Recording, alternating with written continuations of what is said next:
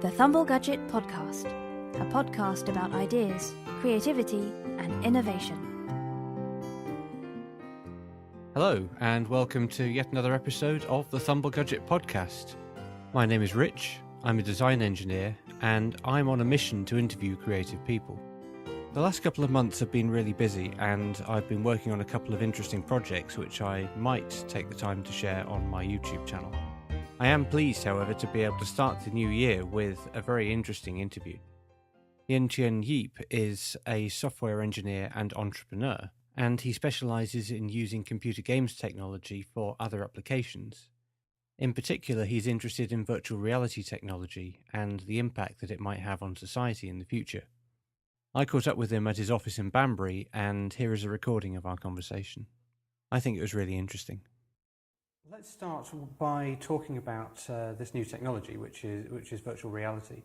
And I guess it's in many ways it's not a new technology, but I'm a bit of an early adopter. I've played with the HTC Vive before, and we're in a studio here at Space Studio Banbury. You've got a large setup here with a HTC Vive, and you've got your trackers up on the ceiling. I guess you could start by telling us where we are when it comes to virtual reality at the moment. The thing that's happened that is interesting in virtual reality, like you said, it's not new. It's been around for some decades. The thing that has happened recently, which is important, is that it's become a mass market device. And I think of it as being similar to when Ford made the Model T. He didn't build the first car, but he did build the car that everybody started buying. And so Sure. I think although the Vive is not yet at that kind of market penetration, at that kind of number, it's certainly far more VR headsets than there have ever been in the history of the world. Yeah, for certain. They're not cheap, but at the same time, they're a lot more accessible to the layperson than they were. So what do you think makes we're talking about the Vive here, but what do you think made that possible? It's quite telling that the Vive is made by HTC. One of the key technologies in the VR headsets of this generation are small, high-resolution displays, which has been invented really on the back of mobile phones. And so in a lot of ways, the technologies of tracking orientation and being able to make high-density images on a high-resolution display has come on the back of mobile phones, which, as we know, has been in a period of extreme technological growth. Definitely. And indeed, you can buy yourself a very cheap virtual reality headset by buying a piece of cardboard that folds up and you can put your mobile phone into. So it demonstrates to you how the technology works on a very basic level, I guess. I have some concerns about the way that virtual reality in its infancy has acquired a reputation, and sometimes when people have tried the mobile phone in a cardboard holder, it's a 3 degree of freedom headset, and they will when I ask them whether they've tried virtual reality, and they say I've done it by putting my phone in a holder, that is still materially a different experience from the Vive. Yeah, absolutely. The thing that blew my mind away when I first tried it was the way that the system tracks where your hands are through the controllers. Yes. So it's and of course the positional tracking of your head. So there's a sense of actually being in the space that you never get if it's just a stereoscopic image that tracks where your head's pointing. And I think that the fact that lots of things which are not there are lots of stereoscopic video, well, even just panoramic videos are calling themselves virtual reality, and I think that it does virtual reality no favors in terms of giving it. So I've had, basically, when I've asked people whether they've tried virtual reality, and they say they've tried these sort of like low quality VR experiences, I always say, please also try the Vive. Please come and try it, because until you've seen it at its done properly, it is very easy to go away being disappointed with it. Because when you use just panoramic video, although it's good, or you see just a phone-based VR, although it's good, it's not convincing. And I think that using the Vive is far more convincing experience. So for anybody who's been living in a hole and hasn't seen a HTC Vive, it looks like a headset, a pair of big goggles, if you like, oversized goggles you put on your head, and a couple of trackers mounted on the walls. And what that means is you can move around. They call it room scale. That's right. So you can move around a physical space within a room, and the headset knows where it is, and the trackers know where they are. So it's able to give you the viewpoint as though you're actually in that place in the virtual space. And this is intended for the home or for a studio like this, I guess. Seriously, if you haven't tried it, go and find somewhere where you can. So, when did you first get your hands on virtual reality stuff? Is this your first experience of it or working with it? I bought my first HTC Vive a month after it came out. I had contact in aviation training, and we were interested in applying virtual reality for flight training. So that was the reason for getting it in the first place. Previously to that, I was a 3D programmer. I worked on game consoles. I did 3D graphics on computers. I also programmed mobile apps and things. So about not quite 2 years ago was when I started working on virtual reality. So it's quite recent. Okay. But I guess you immediately saw the opportunities that would come from a technology like this. Absolutely. It's hard to explain how excited I am about virtual reality. I think it poses an opportunity to humanity, and I'm using such big words here, but I genuinely believe that virtual reality, if it's allowed to reach its full strength, is as significant to us as a race as a printing press. I really think it is a printing press grade technology, and I don't bandy that around very often. Sure. No, that's. Well, I'll ask you now. Where do you think the technology will go ultimately from here? We are in the very early days of virtual reality. I think at the moment a lot of excitement is around using virtual reality for video games. But my personal feeling is that the sweet spot for the first generation of virtual reality is actually in commercial, training, academic, industrial spaces, just because the hardware is still not console grade. When you buy a headset like this, it costs more than a PlayStation 4 on Xbox One, and so I think that the price point means that for the immediate term anyway, then there'll be much easier use cases in commercial space. Sure, you've definitely got to be an enthusiast to invest in one. Do. But yeah, I can see that partly because I've played with a couple of flight simulators on the Vive. There's one called Lunar Flight, which I absolutely love. I've got a joystick set up to use with that. And I'm also I used to be a flying instructor. I used to teach people to fly gliders, and but I first learned to fly on Microsoft Flight Simulator back in 1997 or something. Excellent. And I stopped using flight simulators when I started flying real aeroplanes. When I became a student and started flying in gliders. And being a pilot, you're moving your head all the time. They teach you to move your head. So a computer screen, even though they used to call it a virtual cockpit, so you could use the mouse and look around the cockpit, it's not the same. But the feeling of physical presence that you get from being in virtual reality is just incredible, and it makes it feel a lot more realistic. Whenever I have people trying virtual reality for the first time, it is incredibly hard to explain to them how it is not like looking at something, it is much more like being somewhere. To the extent that whenever I take the headset off them, I always say to them, welcome back. Yeah. Because you're being transferred between places rather than being shown different screens. I actually found most people I've shown my headset have exactly that experience, that it's not so much putting the headset on, that's sort of a slow experience that they get, but the moment they take it off, they're not in the virtual space anymore. They all have the same reaction, which is whoa, okay. Yes. So yeah, that's interesting. Yeah, so it is one of the challenges to this generation of digital designers, digital developers, that having spent some decades working primarily on a screen, the challenges of developing effective VR are much more around spatial design, which is the realm of architects, interior designers, people in ergonomics, people who are workflow. And so lots of digital developers are having to learn a new skill to be effective in VR because it's a different sort of design problem. Oh, absolutely.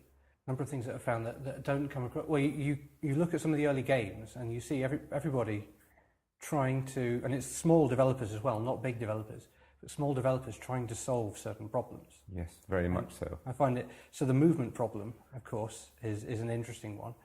And different ways people are trying to solve that. So to give the listener an idea, if you're stood wearing one of these headsets and then all of a sudden you move in the virtual space, the world's moving around you, and most people find it nauseating. Yes. And of course you've probably got your own ideas for how to solve that. The problem of motion sickness being caused by virtual reality, it's not new. It's been around since the earliest experiments of virtual reality. It's a reverse form of motion sickness. Most motion sickness when people travel comes from the inner ear sensing motion, but the eye is not seeing it. But in virtual reality, the eyes see motion, but the inner ear doesn't sense it, and that divergence between what you see and what your inner ear feels produces motion sickness. And moving quickly in virtual reality still needs some care. It's not a matter of simply taking some first-person shooter or some driving game or some flying game and just throwing it into a virtual reality environment. There is more care in making it effective than just lifting it off one place. It is a different medium. I think it would be fair to say that it's a different medium with different considerations, and although it's very good at certain things, it is surprisingly weak at some unexpected things. There are some problems that have come along that, as you were saying, you need entirely new disciplines and entirely new ways of thinking to try to solve them, which is absolutely fascinating. I remember trying to play. There was an early port for putting Half-Life 2, which was a classic game I remember playing when I was at university when that came out. But you could play that. They had ported it to the Oculus, and you could play it with the Vive. So I started playing it, and I couldn't play more than about 15, 20 minutes of it before I had to, because the game was good, but it hadn't, and it looked amazing, but it hadn't been designed with VR in mind, and it immediately gave me motion sickness. Yes, it is a problem. I think it's a problem that various solutions have been attempted. They are variably effective. One of the things is to never make the camera zoom along, to always like teleport you from point to point, which again requires you to redesign the experience as well. It's okay. It's not all the way solved yet, which is exciting. As a developer in virtual reality, the fact that these things aren't solved is actually exciting. Yeah, absolutely. This is going to come back to what this podcast is about, which is creative people. And creative people are drawn to the places where there are problems, not where all the problems have been solved, and it's just a case of trying to optimize what you've got or produce what you've already designed. So I have no doubt that's why you're in the space, for example, which I guess is, we can come back to virtual reality, but I guess we should ask a bit about you. And at the moment, you have this little company, you call it, is it PlayCore? That's right, PlayCore. The Play company. And you have offices here in Space Studio Banbury, which is sort of a sixth form college near Banbury. And I guess what's sort of the mission of your little company here? What's it here for? PlayCore has been around for about 16 years now. Oh, really? I used to work in a multimedia company, and then lastly, I worked in a video games company working on the PlayStation and the Nintendo 64, which will tell you how old I am. And after working in a video games company, I became convinced that the capabilities of video games needed to find an outlet in non-game spaces. So PlayCore was formed to bring the power of play into other areas of communication. And so since I started the company all those years ago, the technology has moved along so far that trying to achieve that mission has become easier and easier. The baseline for what you need and how much it costs to achieve convincing environments has just come along in leaps and bounds. It's just incredible what you can get going in a very short amount of time these days compared to when I started. So I've got a bit of a theory about learning, and you can tell me your opinion on this. Is that I don't think learning works when you're working. I don't think learning happens when you're working. So there are two sort of mindsets you can be in. You can be in a work mindset, or you can be in a play mindset. Yes. When you're doing something. And I don't think that if you're in a work mindset, you can learn in the same way that you are in a play mindset. And the reason I would say that is that when you're in a play mindset, you don't care if you make mistakes. And learning comes from making mistakes. Yeah, absolutely. I have I read a book some summers ago called Black Box Thinking, which had a big influence on my thoughts about how to do most things. Is that Matthew Syed? That's right. Yeah, I've got that on my bookshelf. It's on my list of things to read. I very courageously actually read the book when I was traveling in an aeroplane to read about black box to an aeroplane. But it was a book recommended by a friend of mine, and it was a book that said about the importance of failure in terms of achieving things. That we have they use black box thinking to highlight how the aviation industry always embraces learning through failure. They have methods and processes in place so that when any accident happens, all the learning from the accident feeds into the overall process of the industry. And it was compared to lots of other industries who were far more interested in hiding failure and how those industries are much worse at being safe and being progressing themselves. They tend to be a bit stagnant because of a fear of failure. Yeah, absolutely. I would certainly say parts of the aviation industry are very, very risk averse because it's a mature technology. Yes. And if somebody's designing the airplane you're going to go on holiday on, you would like them to be risk averse. Yes. But it's a question of whether you want to learn or whether you want to be safe. Yes. So what about that book particularly resonated with you then? My personality is not one that naturally embraces failure. I like things to work. I like things to succeed. I like to plan ahead. I like to make backup plans. I play a few steps ahead just in terms of things I do in my life. And the book had a sort of gave an indication to me that trying to make sure that everything works every time causes you to fail to discover other things. Trying to keep everything in a box that you know the size of and the extent of. It's fine if you never want to go any further than the box, but there's hardly any learning to be had if you always stay within your comfort zone. So it steered me towards the idea that you should try. You should not. You should use failure as stepping stones. That was like literally the image in my head, is that if you want to cross a river, you have to step on stepping stones. You have to slip on the stones and fall into the water to cross the river. If you're not wet, you haven't crossed anything. Yeah. Any distance you can leap across is no distance at all. It's barely worth thinking about. And so it caused me to reevaluate the extent to which staying within your comfort zone limits what you are capable of doing. And so it steered me towards trying new things, including virtual reality. It has to be said, I started a virtual reality experiment working in it, knowing that I didn't know how to do it at all. I had to learn a new language. I had to learn new software. I was actually I was encouraged to work on it by my son, who, being a teenager, he embraces things new and things technological, but it was a very good call on his part to insist. Betty just wanted the excuse to have a play with this new toy, but that's not a bad thing, I would say. Oh, interesting. So you started up this little company. What was it that you did before that? Before I started the company, I worked in a video games company, working on the Nintendo 64 version of a little-known game called Rat Attack. We had 8 megabytes of memory to fit everything in, and we were working in parallel with a team which was working on the PlayStation, which had 650 megabytes, and somehow we had to deliver roughly the same experience. And it forced you to be creative. We did things that they did in video, we did in real time.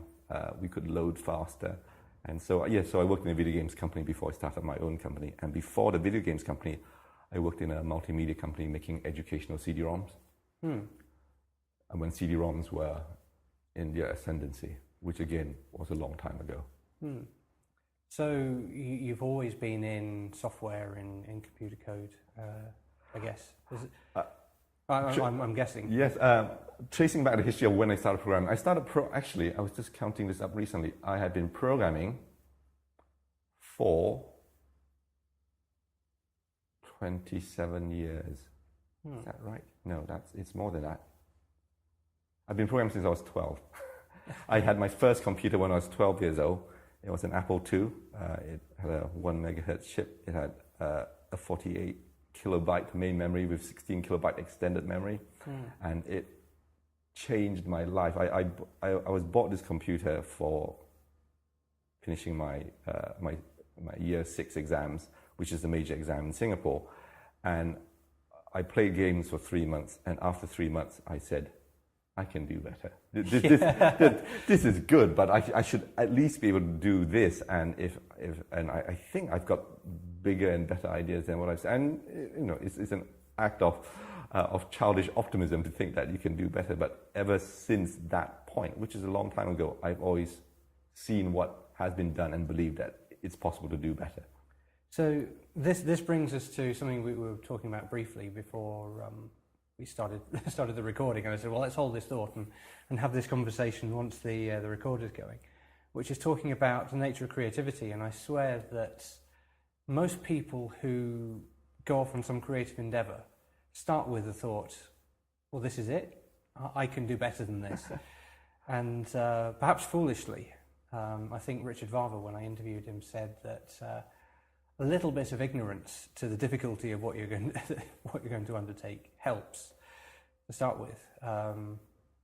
But yeah, you look at something. In this case, you're looking at this game and you're thinking, "Wow, this is fun, but I can do better than this." And where did you go from there? When I started programming, when I was 12, there was no internet. there was barely modems. I don't think there were even. And so I started programming by typing programs in from magazines, and I hunted throughout. I went to the Apple store in Singapore back when they used to sell Macs, and I bought the only copy of this games programming book, which had been thumbed to death. I remember very distinctly. It was a book that taught you how to program arcades-type games on the Apple II. And it cost $57, which was a lot of money for a book. It cost more than any textbook I'd ever asked for. Sure, yeah. But I found the book, and I bought the book, and I taught myself assembly language programming. So really, once I had the thought in my head that I wanted to do something, I just went out to find the resources, which is still the model of how I do most things. But nowadays, you're usually just a Google search away from the answer. Well, this is the amazing thing, that, yeah, certainly when it comes to computer programming, that if you need to know, I've been playing with Arduinos recently, as I mentioned to you, and if I ever need to know the syntax for a function, I don't need to pick up a book and search through it for how to do the syntax for an if function. I'm 10 seconds away from it by just typing in a web search. But back then, having to learn from a book and figure out so much for yourself, there's very little collaboration and sharing between programs in the same way we have with the internet nowadays. Yeah. So that must have been difficult, but I'm guessing it was rewarding enough for you to keep at it. I started programming then, and I have to say the joy of programming is the joy of creative writing, of being engaged in an endeavor in which out of your thoughts and the simple manipulation of your hands, something new comes to life. And it's the same joy which I feel that artists and animators and authors have. I think there's a sense, a misconception that programming is like an engineering sort of follow a fixed list, and some of it is, but a lot of what is really interesting in software is coming up with new ideas. And what you were saying about how a little ignorance is like a very powerful motivator, that is absolutely true. When I was working in a video games company, they would always never invite the programmers to the design meetings because our breadth and depth of technical knowledge would make us be real killjoys at the meetings. We would think of a dozen reasons why they couldn't do it. But I found, actually working in a video games company, and there was always tension between the designers and the programmers, that designers designing in ignorance produce really visionary designs. And they just left it to engineers to solve the problem. Sometimes they left us with very difficult problems, but they came up with designs that engineers would have never dreamt of. And so I have enormous respect for people who are able to see vision beyond the immediate technical hurdles. Yeah, it's sort of a can-do mentality, and as you say, a bit of an ignorance to the kind of the difficulty of the problem you're trying to solve, but more, I guess, knowing which direction you want to move in and starting to break it down and solve all the little problems. And yes, I think we tend to fall, designers and programmers tend to fall into two separate categories, one being not cautious enough about the details, and the other being too cautious about the details. I think probably great design happens when you find a sweet spot where you are sufficiently cautious, sufficiently aware of the details, so that you can see what it can do without being worried by what it can't do easily. People live with technology very, very close to them all the time these days, far more than when I was growing up. But they also, and at the same time, they are very, very dependent on technology, on their mobile phones and all the other sort of computing-related technologies, their game consoles. And in parallel with the accessibility of technology, the tools for creating software are now more accessible than they've ever been as well.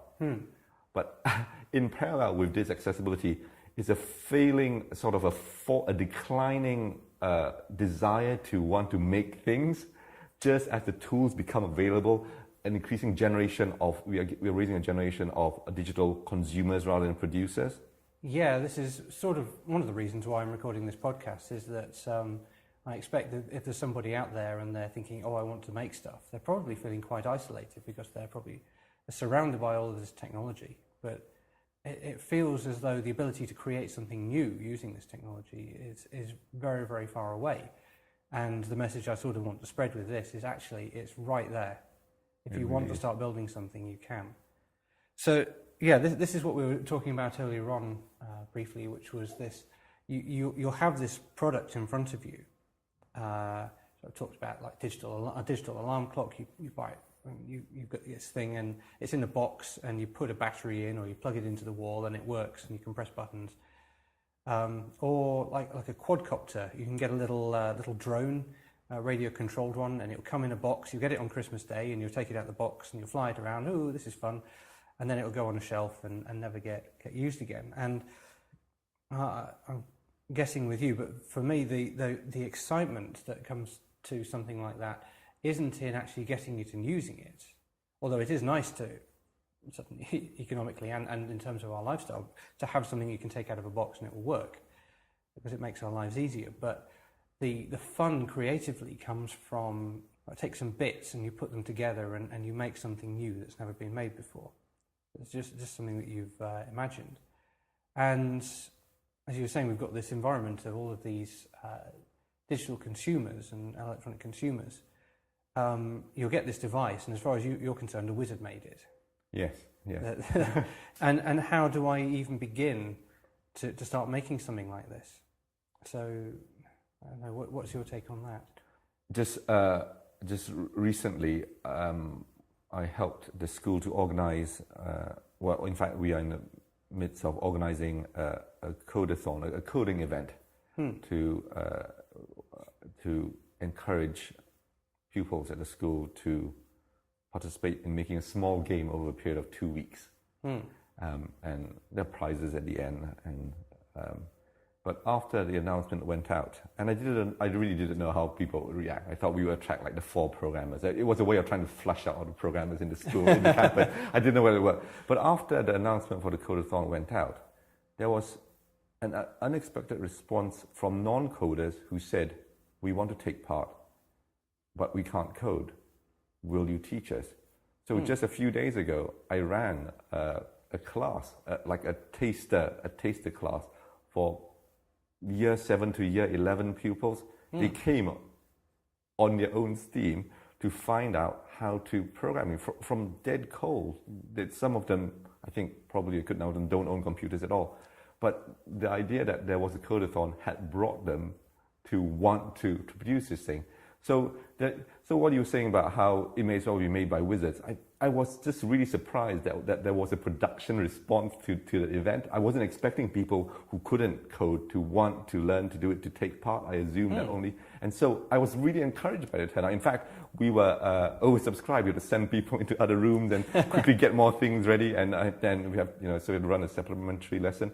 But I think still inside, especially younger children, there is a desire to want to control things. They might want to control things outside digital space. It might be that digital space has made itself, packaged itself in such a way that it makes them feel helpless to contribute to it. But their response to the fact that there was a codathon by wanting to learn coding was just, I was thrilled. Yeah, I can imagine. It's a very human instinct, isn't it, to want to take what's around you and start to build something, to make something. Yes. We're tool using animals. And we are, absolutely. and I think that there are a lot of good things to consumerism, but a bad thing to it is this detachment from that somebody else has made everything for us, and it takes away the joy of having created something for yourself. In a lot of ways, I think we are, in software specifically, the decline in,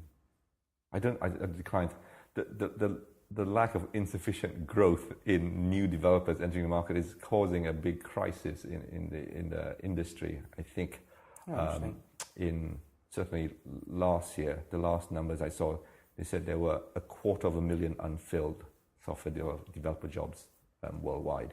And it is a number which will not go away overnight.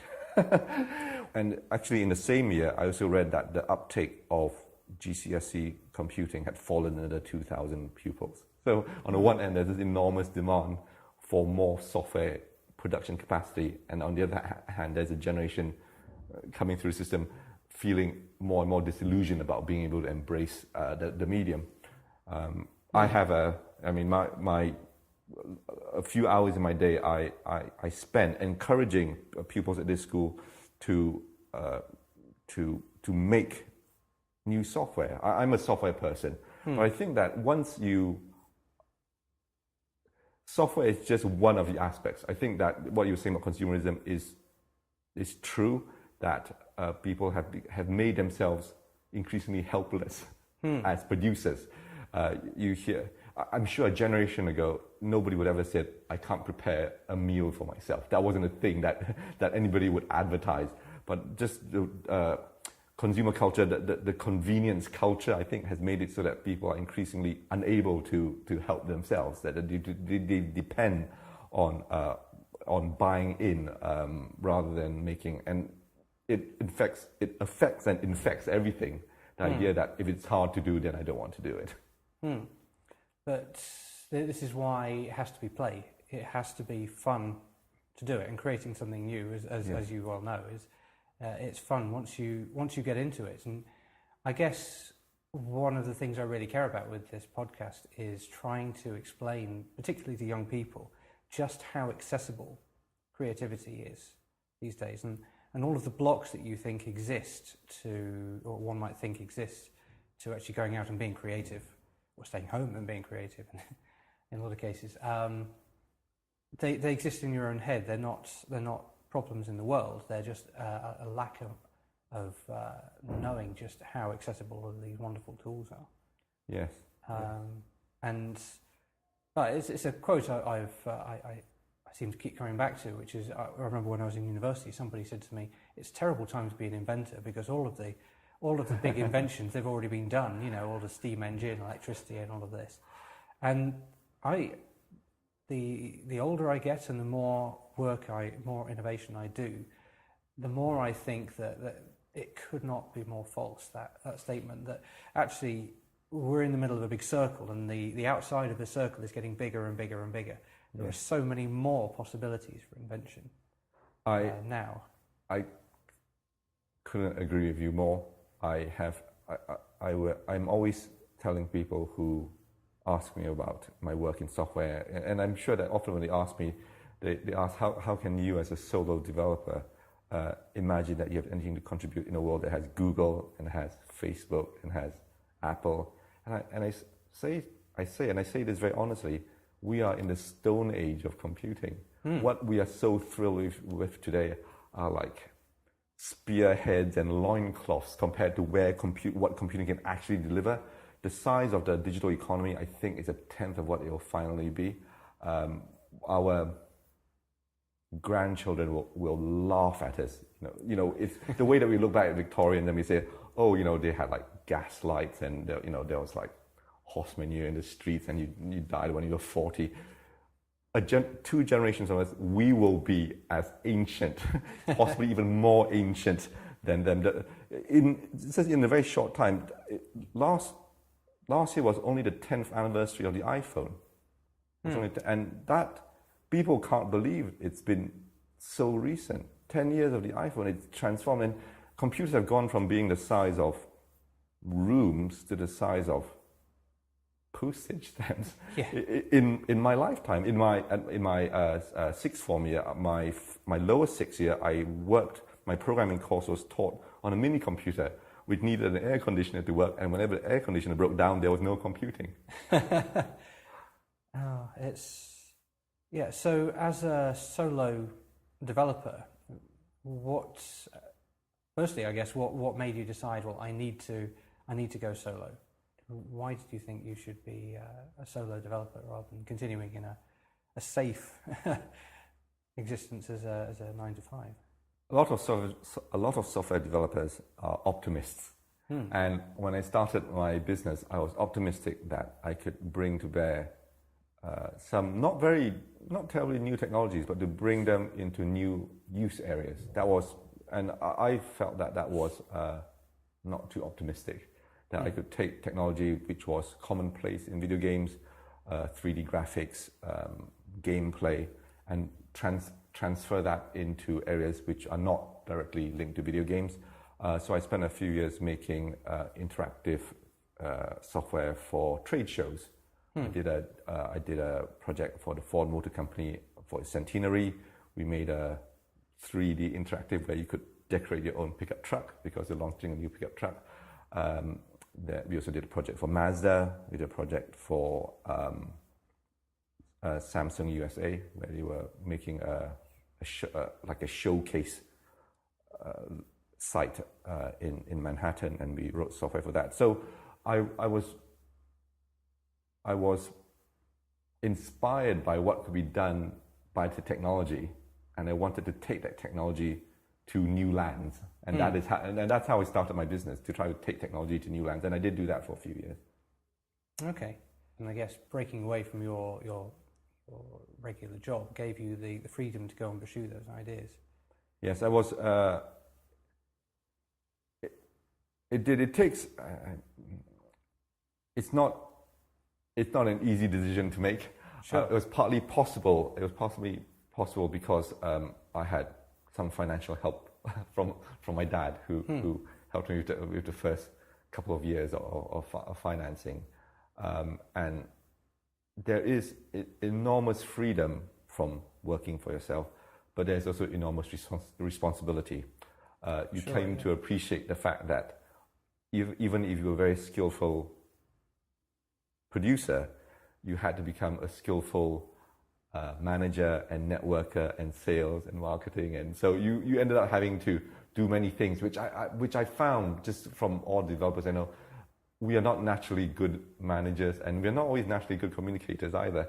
Sure, yeah. And so lots of really good, really skillful, brilliant producers have trouble running a business, not because of their inability to produce things, but running a business is far more than just production. If it was just about production, it would be fine, but it's very, very often about a network, about who you know. I know it's an old adage to say it's not what you know, it's who you know. In a small business, that becomes very, very apparent.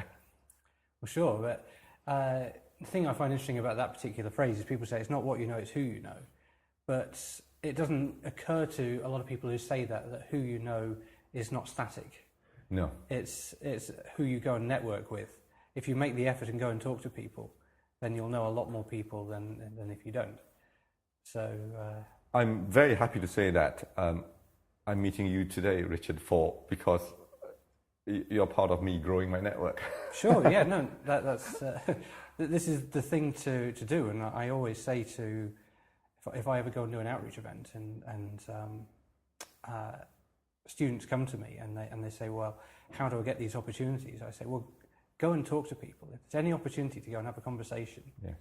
Go and talk to people. Go to the trade fairs. Go to the events, and just get into conversation with people. And you have no idea going into a conversation what will come out of it.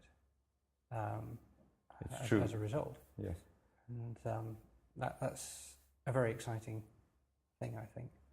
I'm guessing now you don't regret going solo and having this freedom. I really don't regret. Going solo was the best decision I ever made. I should qualify that by saying that it's not the most lucrative, it's not the most money-making decision I ever made. It's not the easiest decision I ever made. But in terms of getting a full understanding, getting a full feel of what it's like to be at the bleeding edge of things, it has been absolutely wonderful. I wouldn't trade it in. Despite the hardships, I would say that if you can do it, you can find it in yourself to brave the uncertainties. Sure. There are things that you are able to achieve, and a lot of what you achieve is internal to building your character. Lots of times people ask me, why don't you just go and join a big company? They would love to hire you, and it's absolutely true. But going solo, and separately from the work itself, the amount of it gives you much more flexibility with family. Sure, yeah. And as I get older, then I have come to appreciate in retrospect how much difference that's made to my children. The fact that I could be around because I could control my own hours and things like that. Yeah, so there's certain benefits which are not operational, but are part of they benefit to the happiness. They contribute to the happiness of your life. So, I guess the last sort of area I'd like to cover, unless you can think of anything else, is if there's somebody listening to this who is, they might be a university student or an A-level student, or there might be somebody who's even later in their life, but they're thinking, well, I really want to start getting into programming or virtual reality programming. We've already said all the tools are right there if you want them. They're easy to get hold of. So what would you recommend? Where would you start? I would like to say first, before they start, I can promise them that the revolution has not yet begun. So there is a lot left to achieve. There is much more left to achieve than has been achieved. So I just want to say that first. If you want to start learning programming, my current recommendation is for them to look at a software package called Unity, or Unity 3D. if you're using it as a hobbyist or you're using it commercially and you have turnover of less than $100,000 a year, you can have the software for free. You can use it for free. You can make money from the software you make for free up to $100,000, after which they want you to pay a monthly subscription, which is very reasonable. The reason why I recommend Unity is that it allows you to produce results very, very quickly. It targets multiple platforms. So you can actually write things for your iPhone, for your Android phone, for virtual reality, for PC, for Mac. They're all built from the same source. And it uses a programming language called C#, which is an industrial standard. Sure. So it's free, it's an industrial standard, and you get quick results. The results you can get with Unity, I was mentioning about doing the coding course for the pupils a few days ago. And by way of demonstration, I showed them, I wrote a game where you could push a little ball around, and the game was you had to push with your little cursor, push a ball in 3D, push a ball into a stick, and the ball turned orange. And the game was you tried to push all the balls into the stick until they turn orange. And I wrote the game in 8 minutes. In front of them, from cold. I started an empty project, and I dragged some things into the scene, and I typed in, 8 lines of code, and there was the game. And so I really encourage people to look at Unity, just because it's powerful, and it's accessible, and it's free, and it hits all the buttons, and the community of developers for Unity is quite large. So if you get stuck on anything, Google will generally come up with the answers. Yeah. I've certainly found that with my playing with Arduinos for exactly the same thing. It's a similar language. I think it's in C, but it uses a version of C, I think. But exactly the same thing. If you want to figure out how to do something, somebody has written a blog post or some little article about how to do it, and you can even see some example code that would work if you copied and pasted it into your window, which is incredible, isn't it? It's a long way from how computing started. So things have become much easier. So I encourage people who are interested in starting in developing to be not concerned about about access to tools. Access to tools should not be a problem. If you don't have access to like a graphically powerful computer, I strongly recommend learning how to program JavaScript. And all you need to program JavaScript is a browser. Sure. and JavaScript is an object-oriented language, and JavaScript is used commercially for a lot of web development. And there are many things there are a lot of structures and grammar in JavaScript which is common across lots of languages, and you need no more than a web browser. Well, it's an analogy that I've heard people make that I think is absolutely true, is that learning a computer programming language is like learning a musical instrument. And if you learn to play the piano, it doesn't mean you can pick up a guitar and play it, but it means that picking up the guitar is a heck of a lot easier than it would be if you didn't know any music at all. Definitely.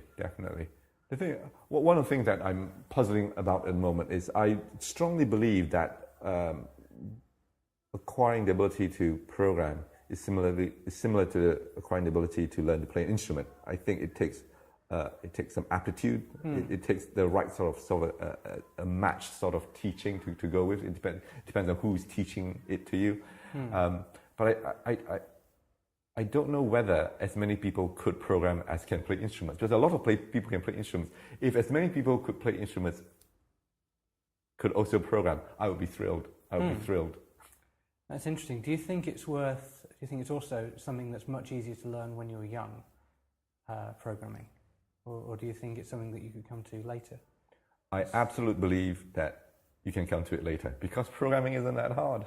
As somebody who has programmed for, it's over 30 years, I can say that you can become an effective programmer in a very short amount of time. You can be solving problems for yourself within a week in programming, and there isn't that much. A lot, just like if somebody says, "I would like to write a novel," right? And you said, and then they ask you, "How should I write a novel?"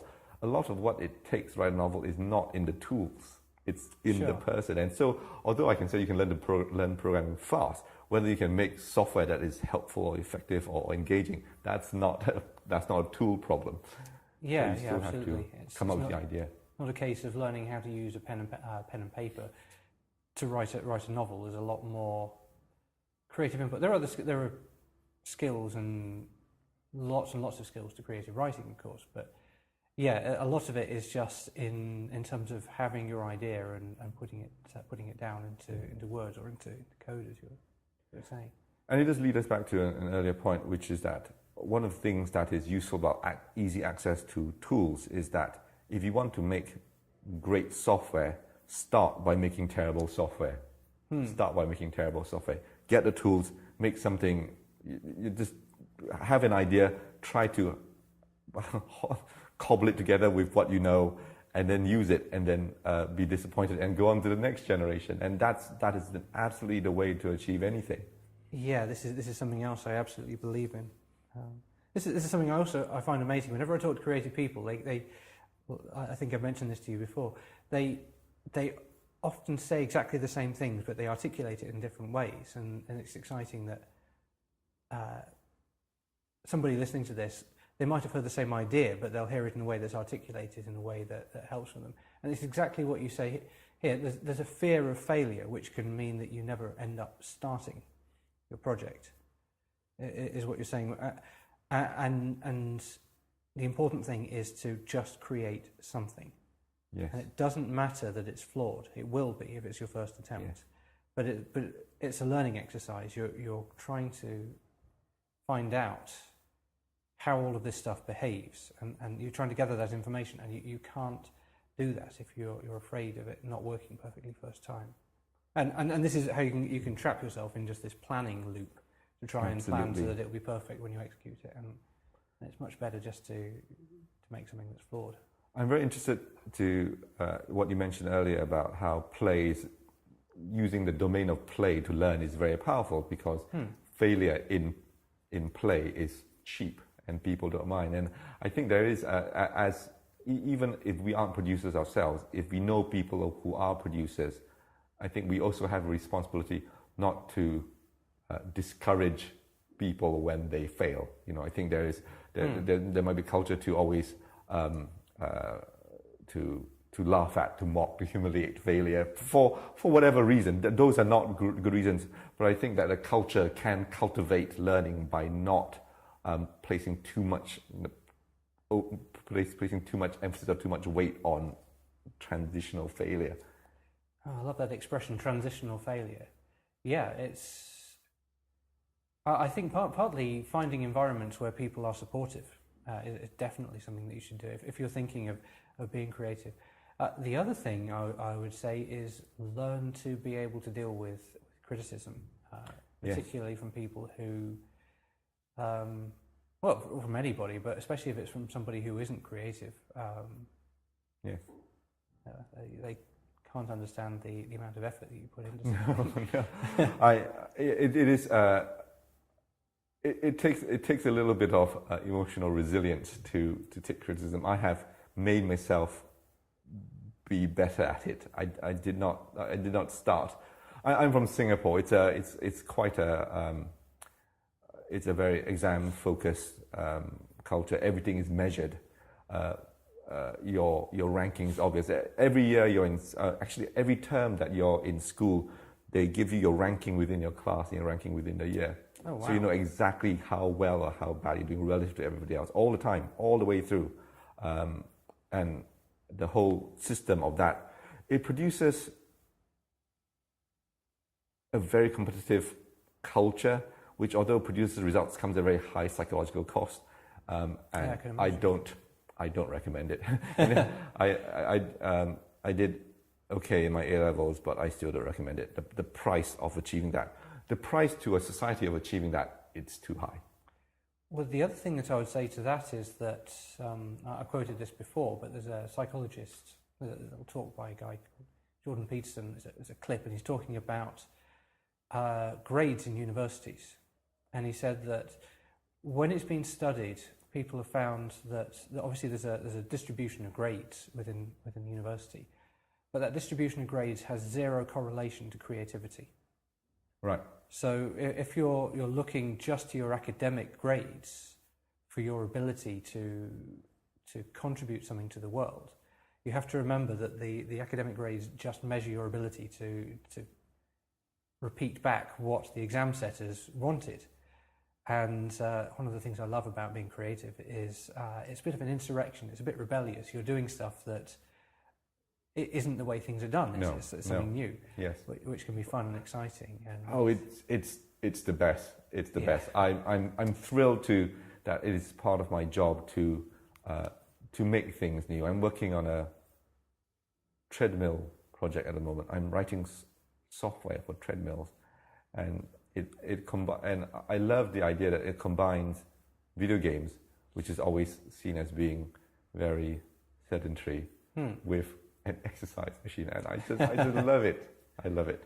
And working in virtual reality allows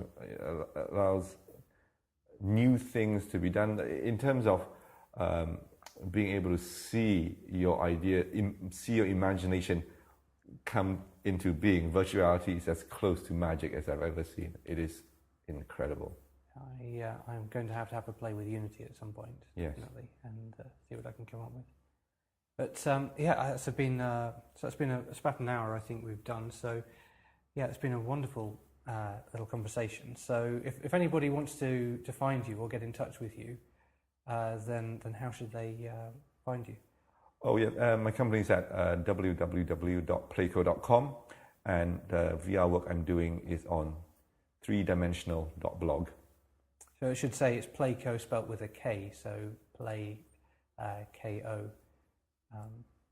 And you said the other one? It's 3dimensional.blog. 3dimensional.blog. So yeah, definitely worth checking out. Well, thank you very much for the interview. Thank you so much for coming today. It's been a lot of fun. No, excellent.